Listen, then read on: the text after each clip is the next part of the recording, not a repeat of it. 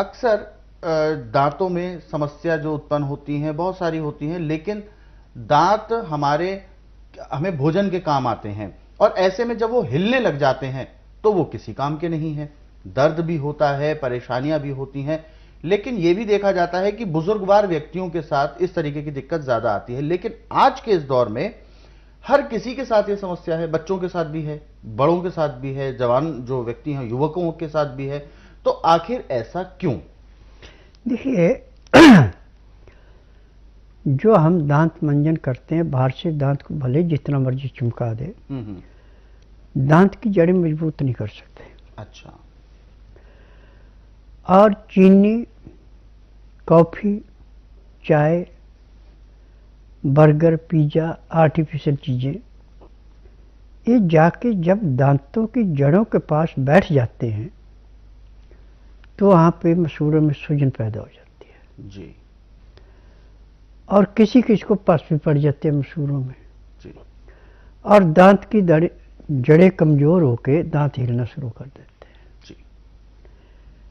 जब दांत हिलना शुरू होते तो ना तो आप खाना चबा सकते हैं आराम से, कोई नहीं, और फिर आपका मुंह में सूजन भी पैदा हो जाती है। और यदि फिर आप एलोपैथिक उपचार कराते हैं तो मसूड़े गड़ भी जाते हैं जी। और दांत फिर ऐसे निकलना शुरू हो जाते हैं जैसे खेत में से आलू निकाले जाते हैं। बिल्कुल। तो आयुर्वेद में इसके लिए एक नहीं अनेकों दवाइयां हैं ऐसे, परंतु सबसे ज़्यादा जो पावरफुल दवाई है वो है गाजर, मूली, सलगम, चुकंदर, खीरा और ककड़ी। इनके बीच में फ्लोरीन नमक की मात्रा बहुत ज़्यादा होती है जी। और फ्लोरीन नमक दांतों की जड़ों को ऐसे मजबूत करता है जैसे कोई मकान जर्जर है और उसको अच्छी तरह से तराई करके प्लास्टर करके उसको मजबूत कर देते, ऐसे दांतों को मजबूत करता है जी। और इसमें ज़्यादा टाइम लगता है, एक हफ्ते में मजबूत होते। आप दिन में 2-3 बार इसको अच्छी तरह चबा के खाते हैं तो 1 या 2 दिन तो आपको चबाने में थोड़ी सी परेशानी होगी, और जैसे जैसे ये रस जड़ों में जाता जाएगा, मसूड़ों में जैसे रबड़ ठंड में सिकुड़ती है ऐसे मसूड़े के पास से जड़ें सिकुड़ती जाएंगी जी। और जहाँ से उनके अंदर दांतों को पकड़ने की ताकत खत्म हो गई थी वो चौगनी हो जाएगी जी। आँख को, दांत को, कान की आवाज को, ये जो फ्लोरीन नमक है ये ऐसे बढ़ाता है जैसे वर्षा ऋतु में बंजर जमीन में नमी आने पर हरियाली छाती है। अब इसके बाद 2 चीज़ों का ध्यान रखना अच्छा है कि खाना खाते समय हमेशा हल्का गर्म पानी पिए, ठंडा पानी न पिए जी। और खाना खाने में पानी पीने में 1 घंटे का समय लगा देते हैं तो मैं दावे से कह सकता हूं कि जब तक आपके शरीर के अंदर सांस है आपको दांत का भी धोखा नहीं देगा जी। और खाया पिया आपका ऐसे पचेगा जैसे रेते की ढेरी पे पानी डाल के रेता पानी पे चूस लेता है, बह नहीं देता, ऐसे खाए पिए को पचाएगा और दांतों में किसी किस्म का इन्फेक्शन नहीं होने देगा जी। तो दर्शकों, ये सारी चीजें जो आपको बताई गई हैं दांतों की मजबूती के लिए, कैसे हमारे मसूड़ों की जो पकड़ होती है उसको हम मजबूत कर सकते हैं, क्योंकि प्रकृति ने हमारे शरीर की संरचना की है, दांतों को भी उसी प्रकार से फिक्स किया है ताकि वो भोजन को बहुत अच्छे से पचा पाए, अच्छे से उसको चबा पाए।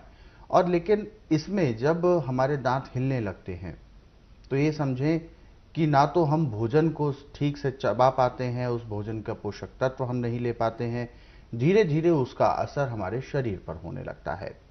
लेकिन ये सब चीज़ें सबसे ज़्यादा इफ़ेक्ट जो करती हैं, जो रोग इफ़ेक्ट करते हैं, ये सबसे ज़्यादा जो हम कृत्रिम चीज़ें, जो केमिकल युक्त प्रोडक्ट्स हम यूज़ करते हैं, टूथपेस्ट, बहुत सारे कई कंपनीज के कई ब्रांडेड टूथपेस्ट भी हम देखते हैं विज्ञापनों के प्रलोभनों में आ जाते हैं, उन सब से भी बहुत ज़्यादा दिक्कत होती है। लेकिन आप इन सब चीज़ों को छोड़ सकते हैं और प्रकृति ने जो हमें वरदान स्वरूप जो जड़ी बूटियां दी हैं, जो वनस्पतियां दी हैं, उसके माध्यम से हम अपना उपचार कर सकते हैं। क्या कुछ करना है वो सभी अभी गुरुजी ने बताया है।